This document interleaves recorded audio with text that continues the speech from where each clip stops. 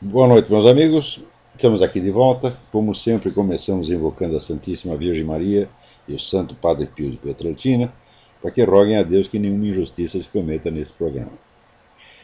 Antes de tudo, eu queria lembrar a vocês que o poeta e filósofo Ângelo Monteiro estará em Curitiba, no Instituto Olavo de Carvalho, para proferir duas palestras no mês de dezembro. No dia 10,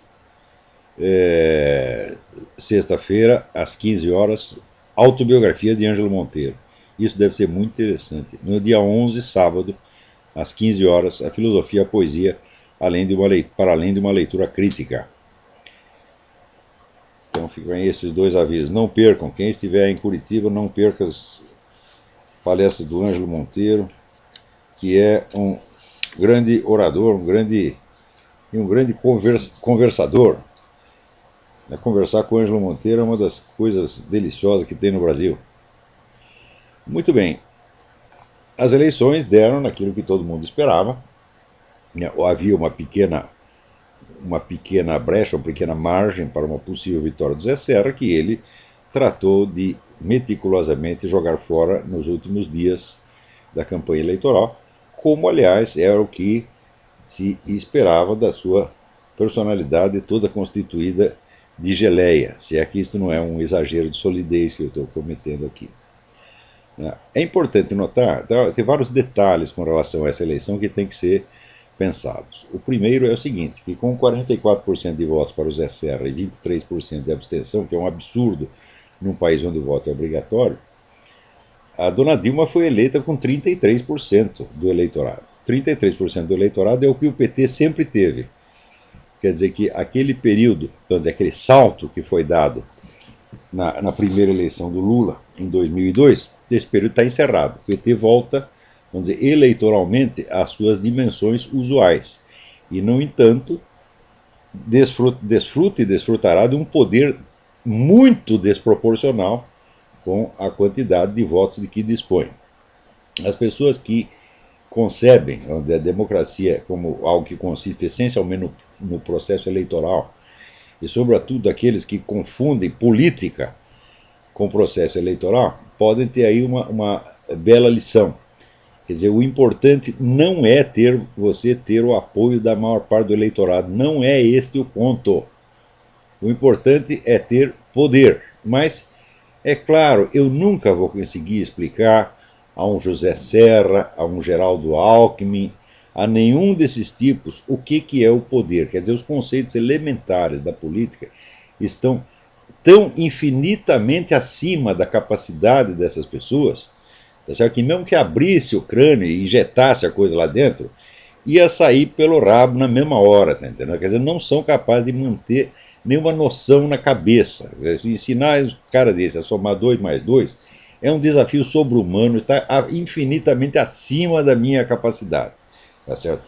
Então, o pessoal realmente acredita que eu sou um bom professor, que eu consigo ensinar as pessoas, que eu consigo mostrar a ela, aos meus alunos, a realidade das coisas, mas olha, tem limite. Mesmo os maiores gênios pedagógicos da história, né? Se você juntasse aí Pestalozzi, Feuerstein, né, todo mundo, né? Não, os jesuítas todos não iam conseguir nada com essa gente. Nada, nada, nada, nada. Porque assim, é um pessoal tão desprezível, tão pequeno, tão miúdo. Tá certo? Só penso em carguinhos, né? Em vantagenzinhas. Quer dizer, o que eles fazem não é política, gente. Esse não é, poderia se considerar uma política de escala municipal, de um município muito pequeno. Né? Eu me lembro que, até na eleição anterior, né, em que o José Serra participou, a eleição de 2002, né? No debate final, todo mundo esperando que o Zé Serra fosse falar alguma coisa de substantivo, e quando chega assim, na última pergunta que ele tem para fazer para o Lula, ele fez a pergunta sobre tarifa de ônibus. O que é para fazer com um sujeito desse? Né? Chute no cu? Né? Não adianta, já expliquei que o cara não tem cu, porra. Né? Não tem, o negócio é reciclado, sobe tudo para a cabeça, evidentemente. Agora, eu acho que tem uma coisa boa que a gente deve celebrar nessa eleição. A carreira do Zé Serra está terminada, nós nos livramos dele. Porque vocês sabem que o Zé Serra ele desenvolveu dentro do partido dele, o PSDB, uma disputa ferrenha para que ele fosse apontado candidato. O que foi o grande desastre, o grande erro do PSDB.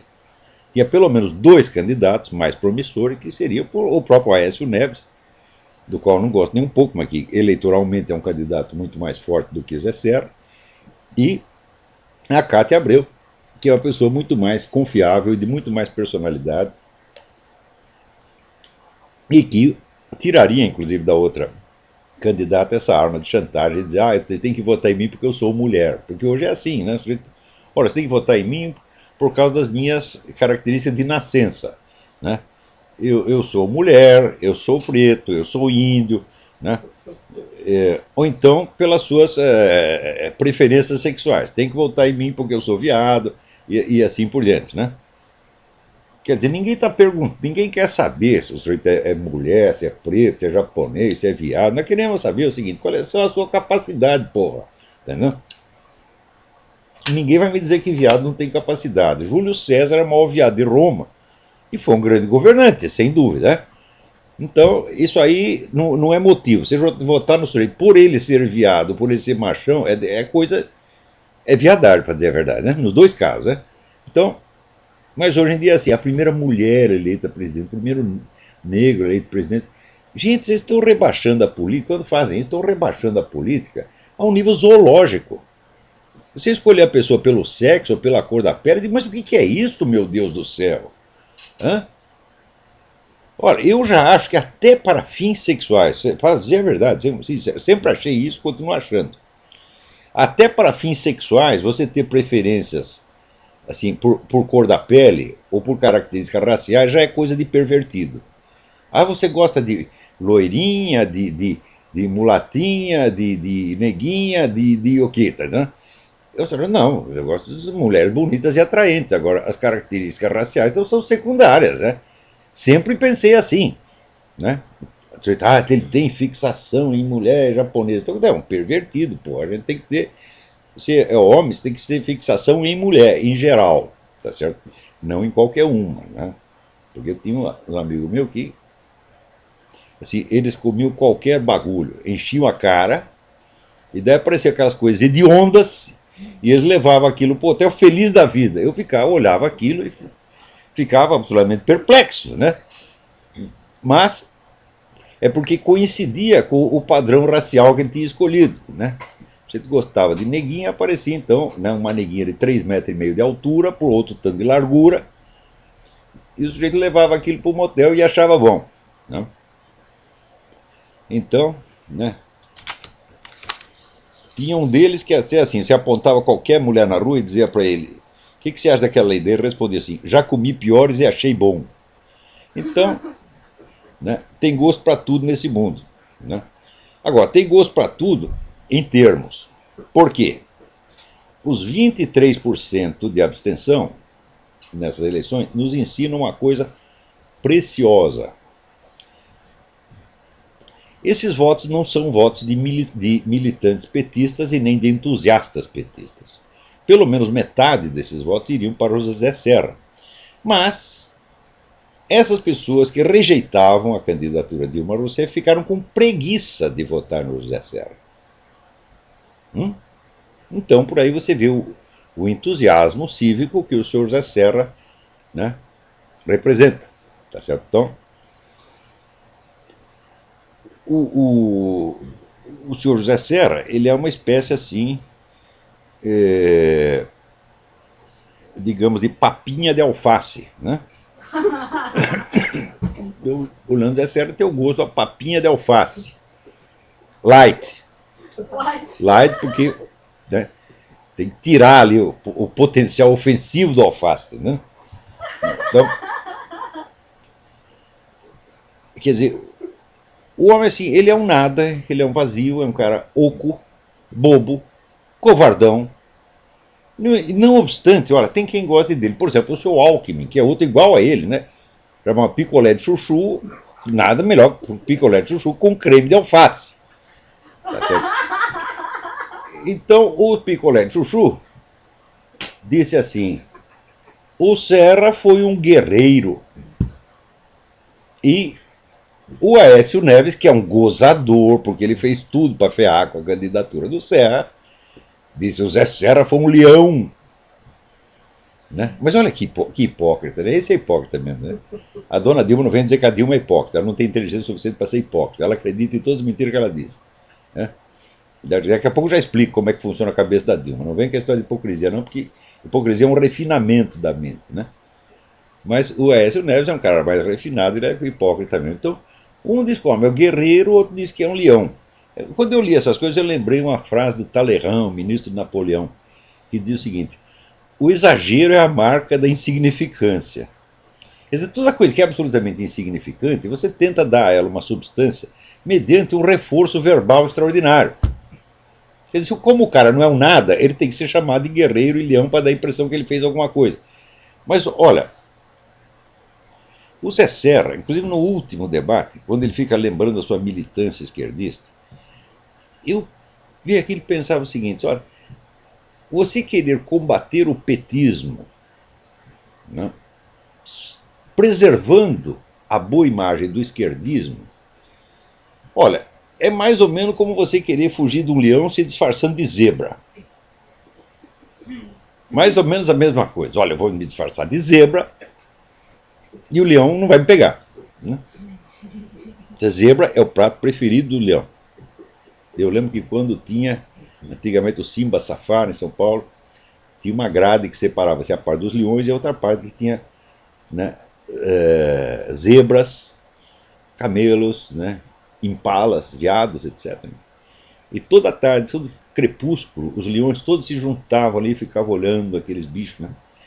Daí eu imaginava que um leão ficava conversando com o outro. Ou você lembra o tempo que a gente era rico, que a gente comia essas coisas lá na África? Agora acabou a mamata, agora só vem comida congelada aqui. Então, o Zé Serra é o sujeito então, que se disfarça de zebra para escapar do leão. É uma coisa assim, então, é tão impossível isso que, olha, por definição, meu filho, num campeonato de esquerdismo, vence o mais esquerdista. Aquele que encarna a esquerda, historicamente, da maneira mais clara. Agora, também houve aquela famosa entrevista do Carlos Vereza, que foi celebrada como um ato de heroísmo, em que essa besta quadrada, este pseudo-sub-aspirante intelectual, né, chega lá e diz: não, é o Zé Serra que representa a verdadeira esquerda, que é a esquerda moderna, né, e democrática, etc, etc. Você fala, de onde que ele tirou essa ideia? Historicamente, quem representa a esquerda é o Partido Comunista e os outros movimentos radicais que o acompanham. Isso é que é historicamente a esquerda. Né? Maciçamente, não adianta você querer dizer, quer dizer, depois que melou tudo, não adianta você querer dizer não, esquerda eram os que estavam contra isso. Muita gente ficou contra isso porque queria coisa pior. Por exemplo, Trotsky ficou contra Stalin porque achava que Stalin era um pouco direitista, não era suficientemente esquerdista, porra. E Trotsky foi o negro que mandou matar a família real até os últimos, e que depois mandou matar os marinheiros lá se rebelar, mandou matar todos. O Trotsky era o comandante militar do negócio, né? Então, evidentemente, não era flor que se cheire. Então, vamos dizer, essas brigas internas não significam nada. Do ponto de vista de quem está de fora, fala, isso aí é briga de hienas, porra. E note que hiena, a fêmea da hiena tem um órgão semelhante a um peru. Às vezes maior que o peru do macho. De maneira que o ambiente de hiena é aquele ambiente onde ninguém está seguro. Você não pode virar as costas, meu filho. Tá, então, e esse ambiente esquerdista sempre foi assim, porque, né, um manda matar o outro manda matar a família do outro, manda queimar a casa. Sempre foi assim, eles se adoram, né? Eles têm uma certa solidariedade contra o inimigo, mas entre si, eles vêm querendo se matar uns aos outros. Sempre foi assim. Então é um ambiente de hienas mesmo, né? Agora, veja, esta coisa de você querer definir um fenômeno por aquilo que você acha que ele deveria ser idealmente, isso é o que se chama wishful thinking. Quer dizer, você pensar na coisa não pelo que ela é, mas pelo que você deseja que ela seja. E você afirma aquilo como se fosse uma realidade. É uma espécie que nem aquele negócio do Seisho no Ie, né? Todo dia, sob todos os aspectos, estou indo cada vez melhor. Quer dizer, o cara se ferrando, desempregado, cheio de dívida, com hemorroida, todo cagado, né? E ali, todo dia, sob todos os aspectos, estou indo cada vez melhor. Né? Quer dizer, o sujeito que acha que o poder da palavra dele é o poder criador da palavra divina. Fiat lux, paft, aparece a luz. Né? Então, é claro que isso é uma forma extrema de demência. E aquela declaração do Carlos Vereza, desde o início, me pareceu a forma de demência, porque ele desejaria, ele olha a história da esquerda, vê aquela sucessão de matanças e de horrores, torturas, né? Milhões e milhões de pessoas na prisão por nada, por delito de pensamento, ele olha tudo isso e diz, porra, nós só fizemos merda, seria bom que a gente fosse outra coisa, que a gente fosse cor-de-rosa, que a gente fosse bonzinho, e daí ele afirma isso, né? Seria bom que a esquerda fosse democrática, então eu vou afirmar que ela é essencialmente democrática, ainda que eu tenha que negar, vamos dizer, toda a história da esquerda, tenha que desaparecer, varrer com ela embaixo do tapete. Então, no caso brasileiro, apagam-se 40 anos de história do PT, né? Além de 70, 80 anos de história do Partido Comunista Brasileiro, de 60 anos de história do PCB, etc, etc. Apaga-se tudo isso e se pega um sujeito xoxo, que é um meia-bomba, né? Um tucano, um murista, e diz que ele representa a verdadeira esquerda. Agora, o que você espera vencer com um discurso deste? Hã? Então, cada palavra que o Zé Serra disse durante a campanha foi uma homenagem ao petismo e especialmente ao Lula. Dá para chegar até a desconfiar que o sujeito foi contratado para isso. Quer dizer que houve um acordo e que ele funcionou como John McCain aqui na eleição americana, né? Que tudo que era para dizer ele não dizia, e tudo que era para não dizer ele dizia. Então o Zé Serra seguiu, né, a mesma política. Ele só acordou um pouquinho graças ao seu vice, Índio da Costa. Garanto para você, se fosse o Índio da Costa o candidato a presidente, ele vencia. Porque a admiração que ele suscitou no país inteiro pela sua coragem, pela sua sinceridade, olha, dá para eleger um presidente. Quer dizer, a imagem de sinceridade, honestidade e honradez que ele passou é de um presidente. Agora, o Zé Serra passa a imagem do oportunista puxa-saco do adversário. Quer dizer, isso é uma coisa, aliás, tipicamente paulista. Né? Nas classe alta paulista, você ser covarde, puxa-saco, psicofanta, é sinal de boa educação e de polidez, de boa alma e até de cristianismo. Vocês querem ver uma coisa? Aqui me passaram um documento. Eu não sei se o documento é autêntico, mas acho que é. Olha aqui. Um comunicado que o senhor Abílio Diniz passou a todos os gerentes dos seus supermercados. Ontem o Brasil foi às urnas e Dilma Rousseff foi eleita presidente da República. Estou feliz com a sua vitória. Venho agora dizer que confiei meu voto a Dilma Rousseff. Estou feliz com a sua vitória e espero que o Brasil e os brasileiros tenham com ela um grande governo, com a continuidade do desenvolvimento sustentável. E aí vai, são duas páginas de besteira. Quer dizer, um sujeito que foi sequestrado por organização de esquerda, né, que teve que fugir pelo esgoto, chegou em casa todo estuporado, tá entendendo? E agora fica puxando o saco dessa gente. Quer dizer, isso é claro que é síndrome de Estocolmo, mas a síndrome de Estocolmo em São Paulo é tida como um mérito moral. É sinal de que, eu não sou um cara vingativo, eu perdoo todo mundo, né? Ó, ele perdoa o mais forte, porque o que eu saiba, o perdão, na sua essência, perdão é um atributo divino, que Deus concede a prática desse atributo, tá certo? A papas, a governantes, tá certo? A guerreiros vencedores, né? A pessoas que estão por cima, a juízes, é isso? Então, o homem que está por cima, que tem o poder, então ele tem o dom de perdoar aquele a quem ele poderia punir. Qual é a vantagem de você perdoar aquele que está em cima de você, pisando na sua cabeça, e que tem poder total sobre você? Você tem que fazer o seguinte, você tem que lutar contra o sujeito, desarmá-lo, dominá-lo, e aí sim você mostra que tem coração e você perdoa. Eu tenho por norma, eu nunca perdoo o mais forte. Nunca. Agora, pergunta aqui para minha mulher, o mais fraco? Eu perdoo tudo. Você pode me xingar. Tu é um filho da puta, tu é estelionatário, tu é um traficante, tu é um viado, tá certo? Tu é um contrabandista, você comeu sua mãe. Você pode falar tudo, tudo, tudo, tudo. Eu, na hora, xingo o sujeito e 2 minutos depois perdoei. Sempre, sempre, porque é tudo fraco. Né? Agora, como é que eu posso perdoar o mais forte, meu Deus do céu? Eu não tenho poder sobre ele, então eu não tenho poder de perdoar. Então, esse tipo de perdão é um fingimento. E isso está profundamente, vamos dizer, arraigado na mentalidade brasileira, especialmente paulista. Quer dizer, a demonstração de fraqueza, de covardia, de subserviência é confundida, vamos dizer, com o perdão, né? E com as virtudes cristãs. Então, essas pessoas que fazem isso, elas são uma caricatura viva. Infelizmente, só quem sobrou para ser candidato nesta merda de eleição foi essa caricatura viva chamada Zé Serra. Tá certo? Porque esse é um homem que, se você fumar perto dele, ele morre. Né? Então, peraí, tem alguém na linha aí? Alô, quem é?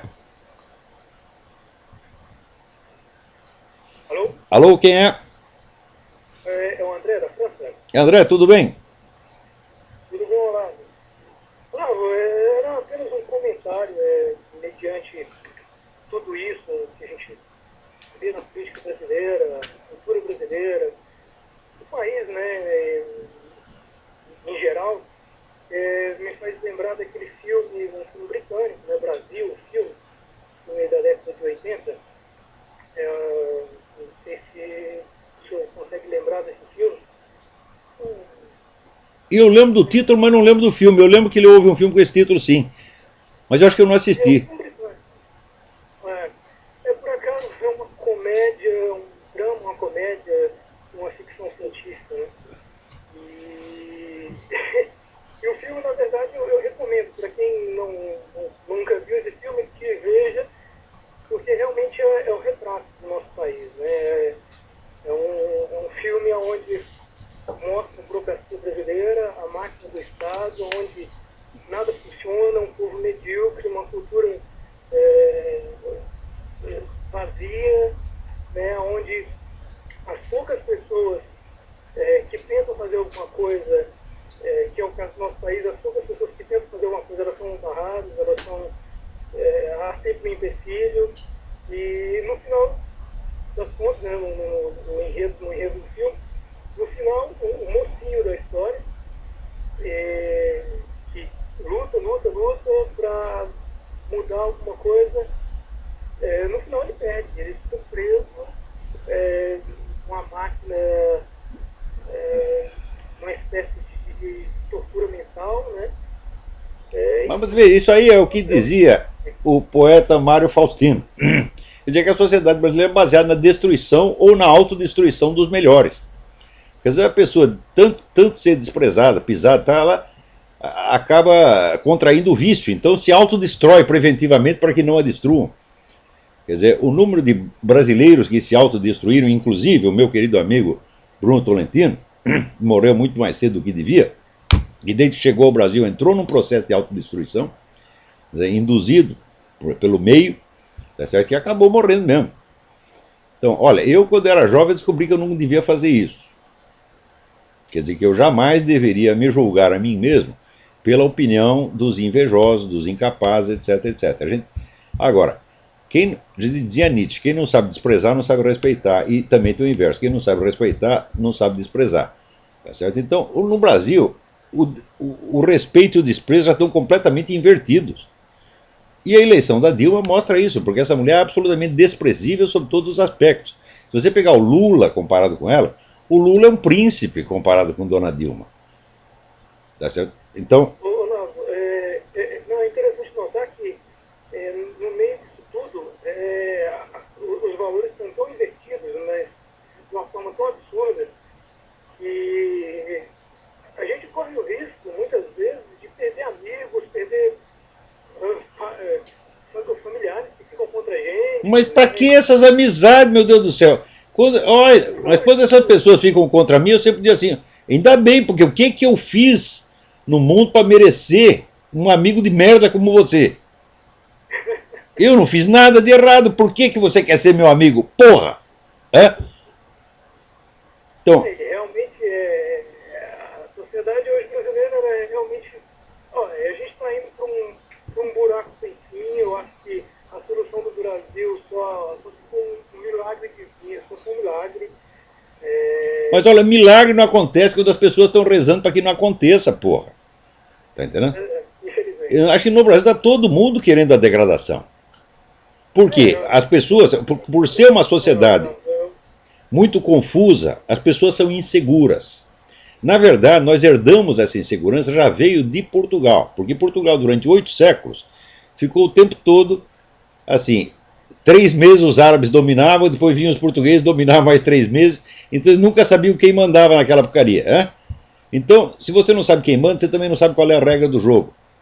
No Brasil, ninguém sabe qual é a regra do jogo. As pessoas não têm princípios, as leis não são aplicadas, então pode valer qualquer regra. Então, por causa disso, as pessoas ficam inseguras e elas criam uma necessidade exagerada do apoio e da afeição dos outros. O brasileiro é um carente afetivo perpétuo. Então, isso é a raiz de tudo o que está acontecendo. Esta insegurança pessoal, da qual todo brasileiro que eu conheço hoje em dia sofre, com exceção deste que vos fala. Eu não preciso da afeição de ninguém. Enfie sua afeição no cu. Ah? Para você gostar de mim, você tem que provar que merece, seu filho da puta. Você tá entendendo? Agora, chega aí um bosta, mentiroso, salafrário, vagabundo, quer ser meu amigo? Fala, meu amigo? Ô, pô, você tem que comer muito arroz e feijão para ser meu amigo? Pô, o que é isso? Se eu te aceitar como meu aluno, é muita coisa. E ó, lá no fundo da classe, fica quietinho, não enche o saco. Você já pensou, por exemplo, se o Zé Serra vem querer ser meu amigo? Hã? Pô, o que eu fiz para merecer uma humilhação dessa? Pois você não acredita? Uma vez, tem um cara de um partido político no Brasil veio me oferecer, era assim, $5 mil para eu escrever 5 artigos a favor do partido dele. Eu digo, mas meu amigo, eu escrevo de graça a favor do seu partido, se o seu partido estiver fazendo a coisa certa. Agora eu pego os seus $5 mil e enfio no cu. O que eu fiz para merecer essa afronta de você vir me oferecer dinheiro para escrever para o seu partido? Agora o Brasil está cheio de gente que aceita dinheiro de partido, cheio de jornalista, de coronel do exército, tá certo? Todo mundo está pegando dinheiro do partido para escrever a favor. Por que é isso, porra? Hã? A nossa cultura é o dinheiro, né? O Deus Mamon, ele está acima de. O brasileiro é o povo mais dinheirista do universo. Mais dinheiro. O Brasil só pensa em dinheiro. Assim, e não é porque ele quer ficar rico. Não, ele tem medo de ficar sem dinheiro na semana que vem. Quer dizer, um povo que está sempre com o cu na mão, você entendeu? É um povo de covarde. É uma coisa horrorosa, medonha, degradante. E eles consideram que isso é educação. Eu digo, olha, na minha geração, era essa educação que já se passava para as pessoas. Né? Mas algo me disse que aquilo estava errado. Graças a Deus. Continuar acompanhando o programa aqui, eu só queria fazer uma pergunta com relação ao curso de filosofia. Eu andei lendo aqui no site, né, no seminário de filosofia, e eu vi que, né, para o curso tem algumas leituras que são exigidas, né, de livros. Para quem está fora do Brasil, esses livros. Funciona igualzinho. Vamos dizer, eu não sobrecarrego as pessoas com leituras, porque o nosso curso não é dado na base do estudo de autores, mas do estudo de problemas concretos, para os quais, às vezes, a bibliografia existente é muito pequena. Então as pessoas não têm muito que se preocupar, não. Isso, inclusive, quando recomendamos alguns textos, realmente preferimos nós damos preferência a textos de edição antiga que não têm direitos autorais e que a gente pode passar para o indivíduo por um PDF. Porque a gente sabe que no Brasil é difícil. Depois que eu vim aqui nos Estados Unidos, eu comprei livro para mais de metro, né? Mas no Brasil era difícil. Né? Também não era só essa dúvida que eu tinha interesse no curso e aí eu estava pesquisando primeiro. Perfeito. Como que funciona? Então tá bom, obrigado pela sua participação. Agora, vocês viram como é as coisas, né? O Zé Serra, um terço dos votos dele ele deveu ao Índio da Costa. Quer dizer, o Índio da Costa se projetou como uma personalidade brilhante, um homem capaz de ocupar um espaço, uma pessoa que tem peso e que nos debates com os outros, ele, de maneira muito educada e correta, ele tapou a boca de todos aqueles fulanos. Outro terço ele deveu ao movimento antiabortista, que é a única militância conservadora organizada que tem no Brasil. Pessoal antiabortista tem contato uns com os outros, circulam documentos, circulam informações, quer dizer, eles sabem o que está acontecendo, então eles puderam, vamos dizer, agir e mobilizar uma parte do eleitorado para votar não a favor de Serra, mas contra Dilma, porque Dilma tem o programa abortista. Agora, esse partido, o PT, é o partido cínico, canalha, criminoso, porque eles colocam no seu programa a legalização do aborto como condição indispensável para a participação do militante, expulsa quem é contra a descriminalização do aborto, e depois, quando você diz que eles são partido abortista e que a candidatura Dilma é abortista, eles dizem que é calúnia. Isso quer dizer que eles sabem que são criminosos. Muito bem. Mas a militância antiabortista deu um exemplo do que se pode fazer, e daqui a pouco eu vou comentar melhor isso aí. Então, isso quer dizer que um terço foi o prestígio do Índio da Costa. Um terço foi o movimento abortista. E um terço foi o que aqueles marqueteiros que trabalham para o Zé Serra conseguiram. Ô Zé Serra, ô turma do PSDB, do DEM, quando é que vocês vão aprender que esses marqueteiros são amadores, não entendem merda nenhuma de política, mas zero. Agora, a confiança que tem em marqueteiro é uma coisa incrível. E o marqueteiro então vai lá e cria aquela imagem bonitinha, né? Do sujeito, uma imagem toda empoada, cor-de-rosa, constituída exclusivamente de bom mocismo, e quer que o sujeito vença com isso. E os caras. Agora, quando chega alguém que estudou o negócio, explicou, olha, é assim, eles não querem ouvir, porra. Porque no Brasil o conhecimento é uma coisa ofensiva.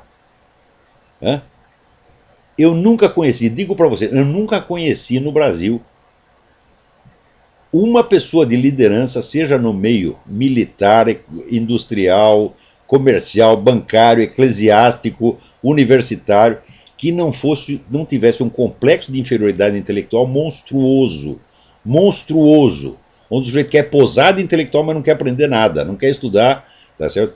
Mas ele gostaria de ser intelectual.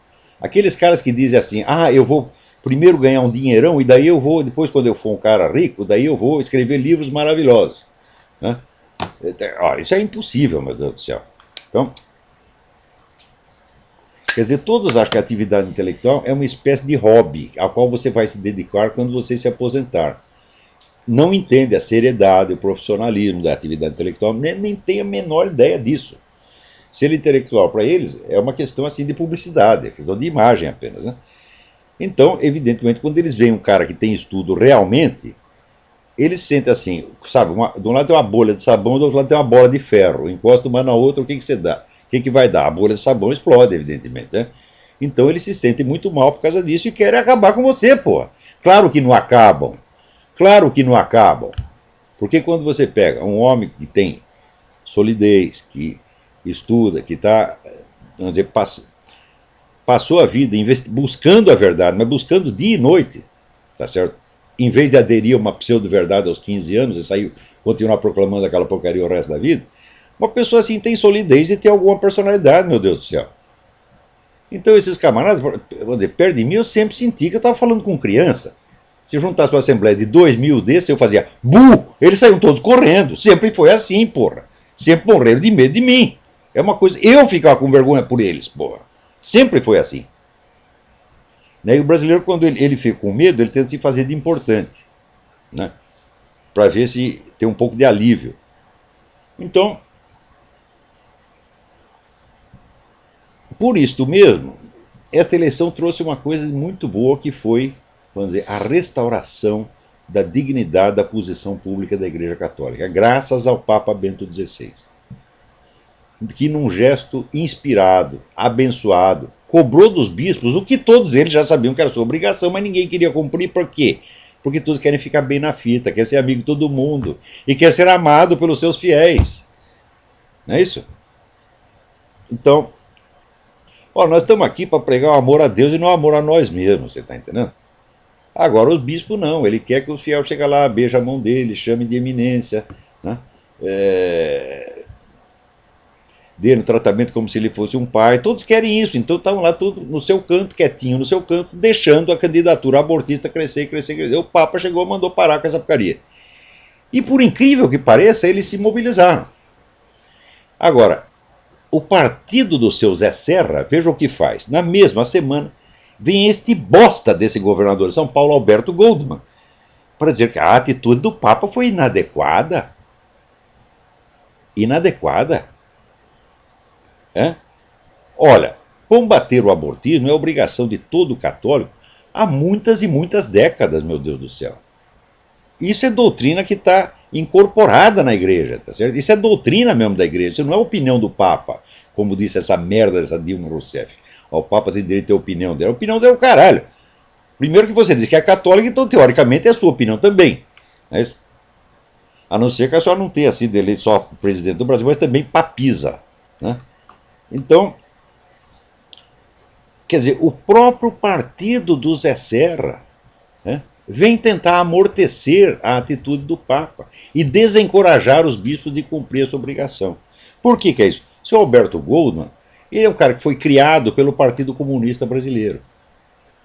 Eu, quando era militante, veio lá a recomendação do Comitê Estadualista dos caras que era para votar, estava lá Alberto Goldman, ele que negue se for homem. Né? Então está explicado qual é a origem desse sujeito. Agora, o que nós podemos fazer, né, quando, para enfrentar o PT, nós temos um partido que elege Alberto Goldman e escolhe Zé Serra como candidato. Aí está tudo perdido mesmo, gente.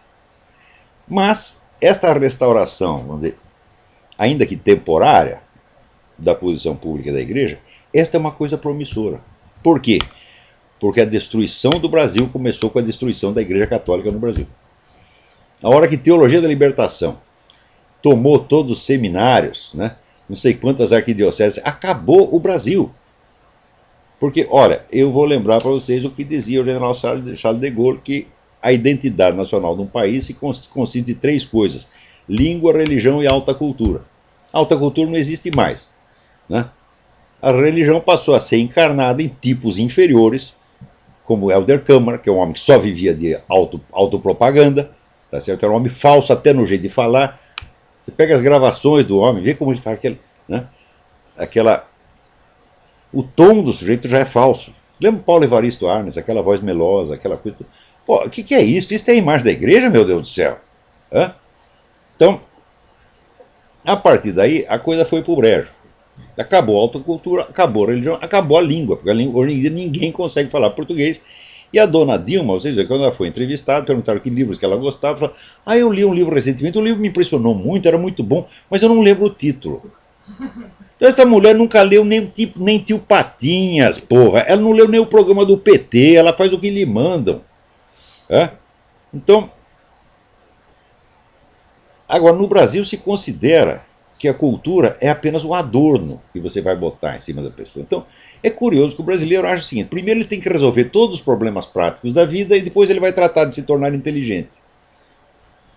Como é possível uma coisa dessa? É? Você dizendo, por exemplo, esse pessoal todo admira muito, né? O pessoal petista. O Lula, por exemplo, admira Getúlio Vargas. É? E quer ser o Getúlio Vargas. Getúlio Vargas é um homem de alta cultura. Getúlio Vargas sabia trechos de Nietzsche de cor. Ele era o livro de cabeceira dele, era um livro que eu não recomendaria, mas ele lia Nietzsche e sabia aquilo de cor. Então, não era um qualquer, não era um idiota, tá certo? Agora, onde é que você vai achar no mundo um grande estadista que não tem alta cultura? Isso não existe, minha gente, isso é impossível. Você pega aqui Abraham Lincoln foi um dos maiores escritores da língua inglesa. Pega o Winston Churchill, mesmíssima coisa. Você pega o próprio Charles de Gaulle, o homem escrevia que era uma maravilha. Então, isso aí, vamos dizer, a alta cultura é condição preliminar, todos têm que ter. E não vem com a história que você foi de origem pobre, porque eu fui de origem mais pobre do que você. É? Né? Então, peraí, tem alguém na linha aí. Alô, quem é? Alô, Sim, perfeitamente. Oi, aqui é Flávio de Aracatuba. Flávio, tudo bem? E eu queria saber, tudo ótimo. E eu queria saber o seguinte, a gente assistiu 8 anos de PT fazendo essa palhaçada toda, você ligava a televisão e só ouvia falar de roubalheira, de escândalo de corrupção, chegou a enjoar, tanto escutar isso na televisão. E nem assim o brasileiro tomou vergonha na cara para votar no menos ruim, votou no mesmo, fez a palhaçada toda. Então agora para a turma largar o osso vai ser bem difícil.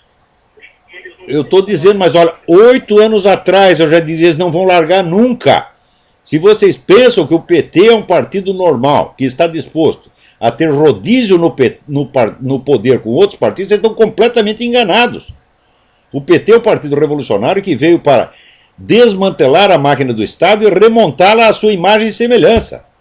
E ele fez isso. O próprio Lula, ele diz que se orgulha de que o novo paradigma petista já está instalado no Brasil. Continue. Então agora que eles não compraram até agora, eles compram. E eles têm que estar comprados, eles recompram, com mais bolsos e bolsos, né? Agora eu queria saber o seguinte, dessa putada que tem dos radicaizinhos aí, Marco Aurélio Garcia, Franklin Martins, essa turma, quando eles deitam na cama à noite, em vez de contar carneirinho, que é o que eles queriam fazer, o que eles sonham, hein? Com a Cuba, com a Venezuela, com a China? O senhor acha que eles têm algum modelo que eles almejam? Ou é só roubar mesmo, encher o bolso de dinheiro, ficar no poder para sempre e tá bom para eles? Olha, essa pergunta pressupõe que existe, assim, o comunista sincero e o comunista ladrão. Eu digo, a diferença não existe. O comunismo é uma coisa essencialmente corrupta desde o início e desde a raiz. Tá certo? Então, você roubar é aumentar o poder. E você alegar um ideal futuro, esta é a prática normal desde que existe esse movimento. Por um motivo muito simples. Se o sujeito diz, eu tenho o plano do mundo melhor a ser realizado. Bom, o plano está lá no futuro. Como é que nós vamos realizar? Primeiro, nós precisamos adquirir o poder de realizá-lo. Então, você tem duas etapas. Primeiro, a conquista do poder. Segundo, a realização do mundo maravilhoso. O mundo maravilhoso continua hipotético e futuro, por definição. Mas a conquista do poder é a parte real da história. É? Então você vê, por exemplo, quando subiu Stalin ao poder, qual era a função de Stalin no Partido Comunista? Era assaltar bancos e roubar trens para dar dinheiro para o partido. Era um assaltante. E por isso mesmo subiu. É? Agora, você acha que o sujeito vai ficar assaltando e roubando para o partido durante 10, 20 anos e não vai pegar nem um pouco de dinheiro para si? O bom ladrão, meu filho, não existe. É? Então, todos eles sempre assim, sempre... A conquista do poder total implica o domínio total sobre a riqueza, meu Deus do céu. Sempre foi assim desde o início.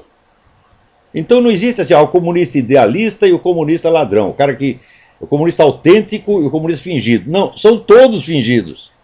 Isso é da natureza da coisa. Tanto que você vê, quem é o brasileiro que era mais próximo do Fidel Castro? Não é Zé Dirceu? E qual é o mais ladrão de todos? Zé Dirceu mesmo, é.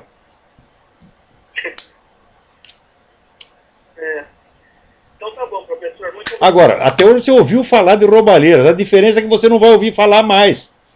Porque vai vir o Plano Nacional de Direitos Humanos, tá certo? E a mídia vai ser toda controlada. E quer saber, esses empresários de mídia todos vão abrir as pernas. Vão pedir uma vantagenzinha qualquer e vão todos abrir as pernas. O amor deles à liberdade de imprensa é assim, é puro oportunismo. É só na hora que lhes interessa.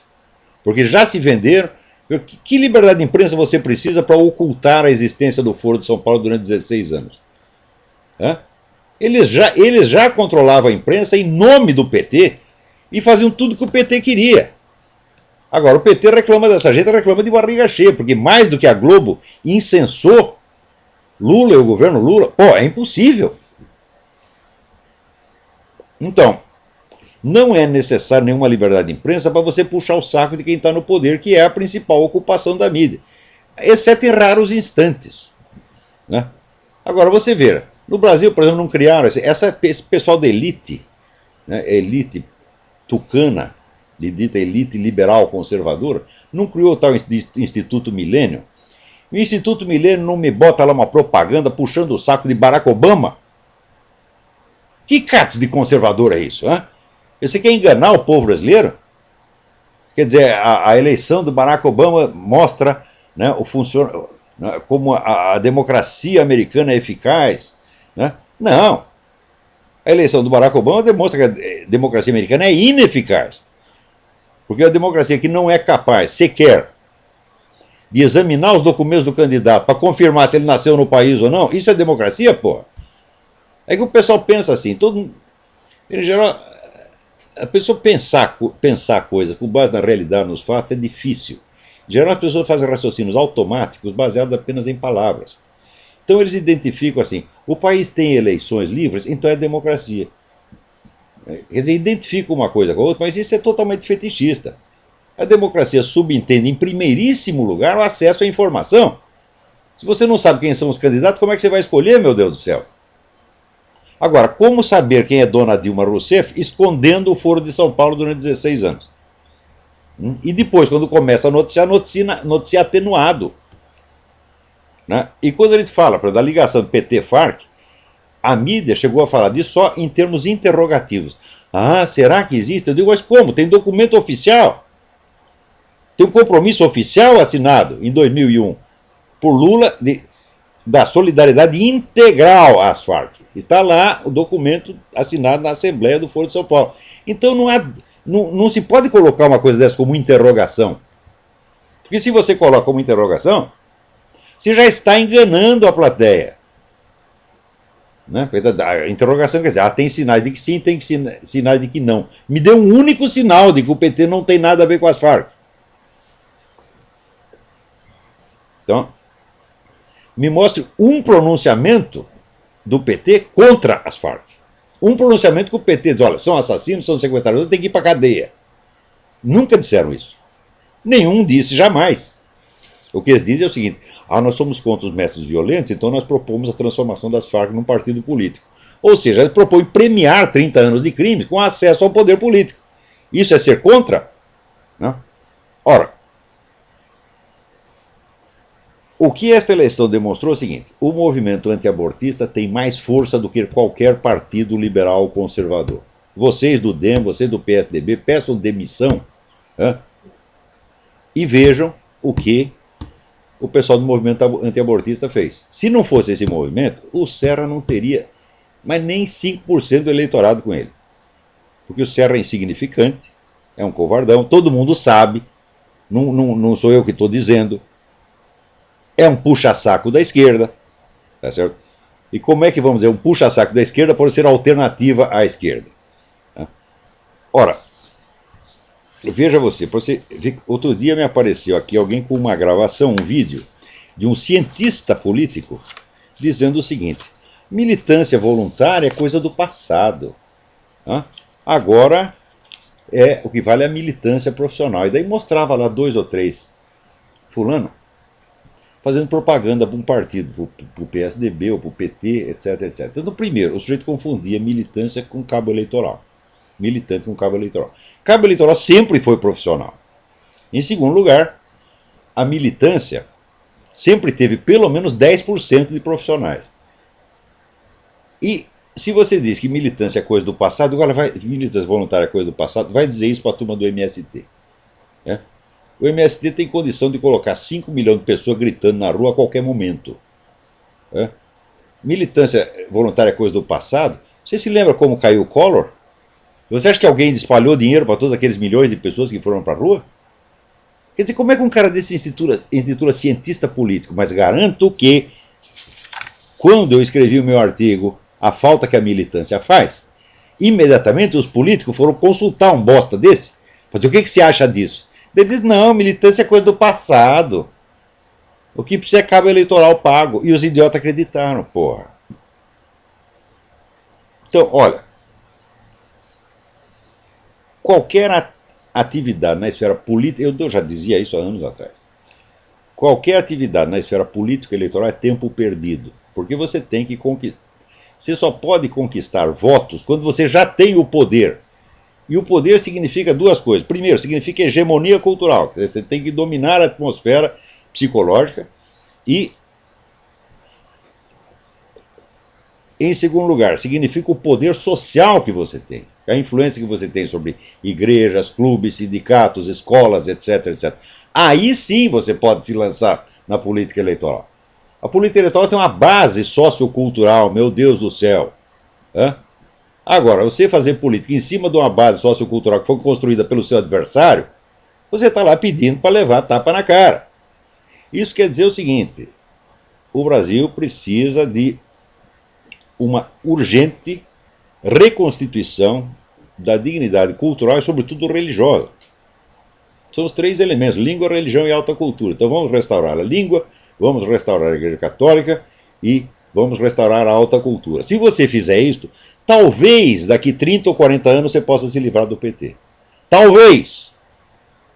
Porque nesse ínterim, enquanto o PT está no poder, a degradação prossegue. Você vê aqui fenômenos como esse Tiririca, por exemplo, né, seriam inconcebíveis. Quer dizer, voto de palhaçada sempre houve. Quer dizer, a sátira, o voto satírico, sempre houve. Mas nesse nível não, do sujeito dizer: vocês têm que votar em mim porque eu sou incapaz. Vocês têm que votar em mim porque eu preciso de dinheiro. E o cara ter essa votação toda que teve, né? Isso só foi possível por quê? Porque o Tiririca não é muito diferente do Lula. O Tiririca tem a mesma cultura do Lula, ele só não tem a experiência sindical que o Lula teve. O Lula teve um aprendizado no partido, ele sabe, né, como funciona o partido, essa mecânica toda ele conhece, e ele sempre teve a habilidade de lidar com os vários grupos dentro do partido. Então tem aquela esperteza pragmática de político do interior, né, injetado com um pouquinho de teologia da libertação, um pouquinho de comunismo na cabeça. Essa é a diferença insubstancial entre ele e o Tiririca. Garanto que o Tiririca é até mais culto do que a dona Dilma. Se o Tiririca perguntar: Tiririca, me diga o nome do último livro que você leu. Tiririca lembra, porra. Hã? Eu li o Almanaque da Mônica. Hã? Ele não vai esquecer o Almanaque da Mônica. Tá, agora, a dona Dilma leu o Almanaque da Mônica e depois não lembra que se chama Almanaque da Mônica, porra. Então, quer dizer que o voto no Tiririca foi a expressão da situação. E a situação daquelas que dizia: Karl Kraus não pode ser satirizado porque elas são satíricas em si mesmo. Foi nisso que o PT transformou a política brasileira. E vai ficar pior. Porque o número de mentiras circulantes que um povo pode suportar é limitado. Você tem direito a uma certa cota de mentiras. Isso acontece na nossa vida pessoal também. Uma mentirinha de vez em quando, ué, todo mundo diz. Chega o cobrador na porta, você vai lá, diz que eu não estou. Quem já não fez isso na vida, porra? Eu vivo atendendo aqui, veio o cara do telemarketing, Mr. Olivo de Carvalho. He's not available now. Ele não está disponível no momento. Eu vivo fazendo isso, essas mentirinhas, tá, gente? É uma questão de sobrevivência, não tem como escapar, né? Antes de dizer que você não pode nem mentir para o ladrão que pergunta onde está escondido o dinheiro. Mas isso é um exagero, evidentemente, né? Então, mas qual é a quantidade de mentiras, né? Então você diz uma mentira para o cobrador, né? Depois você diz uma para o seu empregado, você diz uma para o seu patrão, você diz uma para a sua mulher, você diz uma para o seu filho, você diz outra para você mesmo, você mente para a sua mulher e para a sua amante, para as suas 3 amantes, né? E assim por diante. Chega uma hora, meu filho, que você está confuso. Você perdeu o senso da verdade e do erro, né? Então daí você aceita votar numa Dilma sabendo que ela não presta.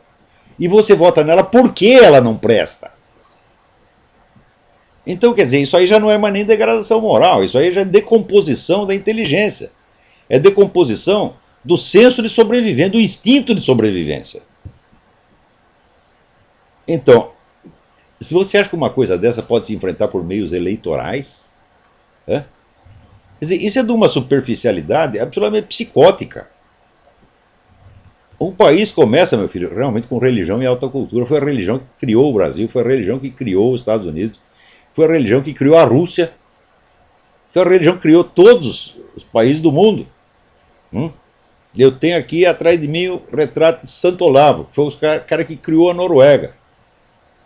Tá certo? Nunca, nunca, nunca houve uma civilização que surgisse sem base religiosa. Isso não existe, isso é uma besteira. Quando o cara fala de civilização leiga, Isso é uma bobagem. A civilização leiga é assim, é um mandato tampão entre a civilização cristã e a civilização muçulmana. Os muçulmanos adoram a civilização leiga do Ocidente porque sabem que é uma coisa que se autodecompõe e que depois eles ocupam facilmente. Vejam todos os regimes militantes ateísticos que houve no mundo, o tempo que duraram, com todo o poder e todo o dinheiro que tinham. Isso não existe, minha gente. Por quê? Não é natural. A visão que as pessoas têm, a visão terrestrializada, como dizia Antônio Gramsci, a visão que só aceita aquilo que é, vamos dizer, materialmente sensível no momento, ela não é natural. Não é natural porque o homem, o ser humano, ele vive dentro de um círculo que é aquilo que ele enxerga, e ele sabe que para além daquilo que ele enxerga existe o infinito. Quer dizer, o infinito é a verdadeira escala do pensamento humano. Agora, se você quer fechar tudo no finito, você é que nem um avestruz, você não quer enxergar aquilo que existe para mais além. E se você tapa a transcendência, você só fica com a imanência. Imanência é o buraco onde o avestruz coloca a cabeça. Então, não importando quanto poder você tenha, você não vai durar, você vai cair, porra. Veja o que está acontecendo nos Estados Unidos, é uma coisa tão óbvia. À medida que decresce a religiosidade da população, o país vai para o brejo. É uma coisa tão evidente. E quando se restaura a religião de um país, mesmo quando o fazem pelos meios errados, por exemplo, se a gente vai lá para uma ditadura e baixa lá a moral cristã, eu sou completamente contra isso. Eu acho que a moral cristã não pode se impor dessa maneira, porque isso é um projeto revolucionário, mas mesmo quando faz isso, não por ter sido por meio autoritário, mas pelo simples conteúdo religioso voltar a circular, a nação se levanta, tá certo? As inteligências se restauram, tá certo? As esperanças começam a se delinear de novo na sua frente, e você enxerga o caminho e você sabe para onde ir. Isso é a coisa mais óbvia. A inteligência humana, ela é mantida pela providência divina. Nós não sabemos como isso funciona. Nós não sabemos como nós sabemos. Nós não compreendemos direito o processo da nossa própria inteligência. Mas nós sabemos que sem inteligência nós não vamos sair do buraco. E nós sabemos que nós não podemos dar para nós mesmos essa inteligência, que nós não sabemos de onde veio. Então, o caminho para a restauração do Brasil é a restauração da Igreja Católica, a restauração da alta cultura e a restauração do idioma. Se não fizer essas três coisas, meu filho, pode tirar o cavalo da chuva. Nada, nada, nada, nada vai dar certo nunca. Não vai dar certo nem para a porra do PT. Nem para eles vai dar certo.